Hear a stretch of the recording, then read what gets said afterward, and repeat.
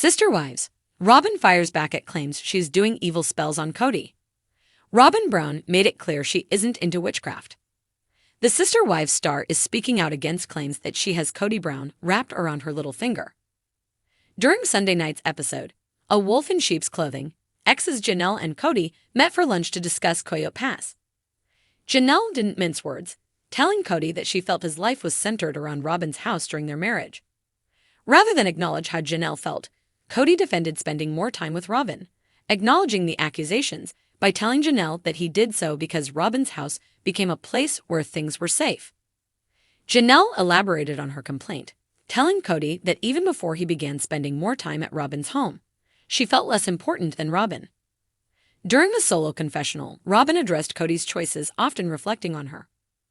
Robyn says she gets blamed for Kody's choices. "I feel like any time Kody makes a choice, and they don't like it, I get blamed," Robyn Brown revealed. Robyn continued, "There's this new concept that I have Kody just wrapped around my little finger, and I'm doing evil spells on him, and I'm ridiculous." As Robyn sees it, Kody thinks and acts entirely for himself. "If you know Kody Brown, you know he's not to be controlled," Robyn confessed. At their lunch meeting, Janelle mentioned that Kody also spends most of his free time with the two youngest children he shares with Robyn, Solomon and Ariella. When Kody asked Janelle whether the generation gap between her and Robyn was too much, Janelle admitted, "I don't find I have much in common with her." Robyn denies tattling on Janelle to Kody. Janelle put it all on the table during her and Kody's lunch, calling out Robyn for tattling on her years prior. Janelle explained that before Robyn and Kody purchased their Flagstaff home, Janelle asked Robyn in private not to buy something that would chew through the family's resources. Janelle said that Robyn was amiable about the topic, but went and told Kody about their conversation behind her back. When Kody brought it up to Janelle, she knew that Robyn told on her because there was no other way Kody could have known about it. Kody's reaction was to lash out at Janelle, accusing her of being mean to Robyn. But according to Robyn, she never tattled on Janelle. Robyn's version of the story is that she told Kody that she and Janelle agreed to purchase the house, turning it into some big, huge thing. Janelle threatens to lawyer up after her intense conversation with Kody. Back at Janelle and Kody's lunch, Janelle became frustrated when Kody didn't allow her to speak freely. The former couple didn't see eye to eye throughout their conversation, making their goodbye hug seem forced and awkward. Kody told Janelle to tell their daughter, Savannah, that he loved her as the two parted ways.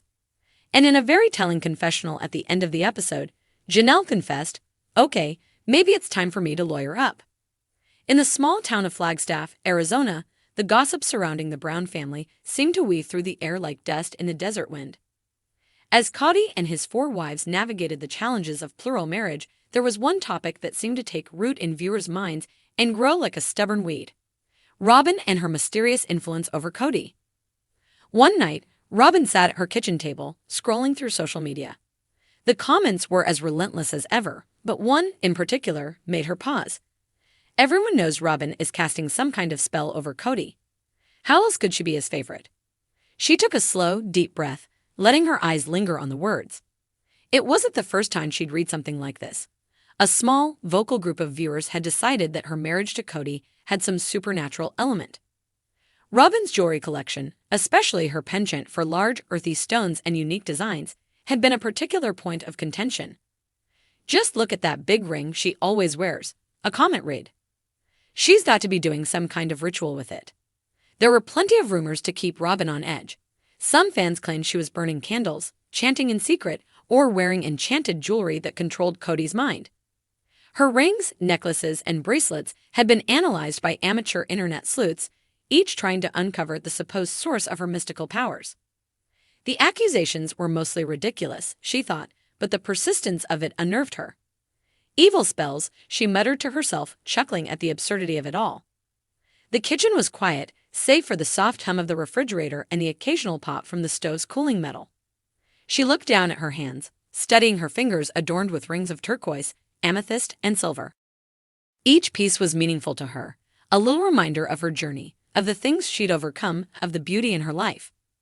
These rings had never had anything to do with magic, but she knew perception could be powerful. Suddenly, Kody walked in, breaking her from her reverie. He leaned against the doorframe, arms crossed and a playful smirk on his face. "You're not plotting my demise over here, are you?" he teased, glancing at her rings. Robyn rolled her eyes but couldn't help smiling. "If only," she said, shaking her head. "The internet thinks I'm doing evil spells on you." Kody laughed, though it was tinged with frustration. "People have been calling me a puppet ever since we got together." He scratched the back of his head, looking down thoughtfully. "Sometimes I think people don't want to understand how complicated our lives really are. They'd rather just blame you." Robyn shrugged, knowing how true that was. "I get it. It's easier to believe I've bewitched you than to accept that things are difficult in plural marriage. It's never as easy as anyone wants it to be." She thought of Cristin, of Janelle, of Mary, of all the friction that had built up over the years. Wasn't it simpler to think of Robyn as a culprit, the newcomer who had upended the delicate balance? Kody looked at her with a mixture of amusement and sympathy. "Well, if you are casting spells, you might want to work on one to get rid of these gray hairs," he joked, running a hand through his hair. Robyn chuckled, though a part of her couldn't shake the discomfort. People could believe what they wanted, but it stung to be cast in such a harsh light. "It's just jewelry," she said softly, looking down at her hands. "Nothing more. I don't know why everyone is so convinced otherwise." "Maybe they just want to believe in something," Kody said, his tone more serious now. "Or maybe they want someone to blame." In that quiet moment, Robyn's mind wandered back to how she'd come into the family. The transition hadn't been easy. She was the fourth wife, the final piece of an already complicated puzzle. Being the new wife had meant constantly proving herself, explaining her intentions, navigating the unavoidable jealousy and pain. She'd faced scrutiny from the beginning, but this latest wave felt different. There was something insidious about being cast as some sort of puppet master, controlling Kody like a sorceress. The next day, Robyn sat outside on her porch, a pile of stones and beads spread out in front of her. She picked them up one by one, letting their cool, smooth textures slide between her fingers. She'd always found solace in crafting jewelry, in creating something beautiful out of simple stones and metal. It had never been about casting spells or wielding power. It was about finding peace. Janelle stopped by, bringing over some fresh vegetables from her garden. Seeing Robyn's jewelry-making materials, she couldn't resist a little teasing. "Making more magical rings," she quipped, an eyebrow raised. Robyn let out a soft laugh, grateful for the lighter moment. "If only I could create a magic ring that could calm everyone down," she replied with a wry smile. She looked up at Janelle, sensing a rare moment of camaraderie. "Do you ever feel like people just want someone to blame?" Janelle sighed, her face softening. "Of course, and you're an easy target, whether it's fair or not. I know you're not doing anything to Kody. He makes his own choices." That small validation meant more to Robyn than Janelle probably realized. Despite all the turbulence, it was good to know that she didn't stand alone in her struggles. As the day faded, Robyn decided it was time to respond directly to the rumors.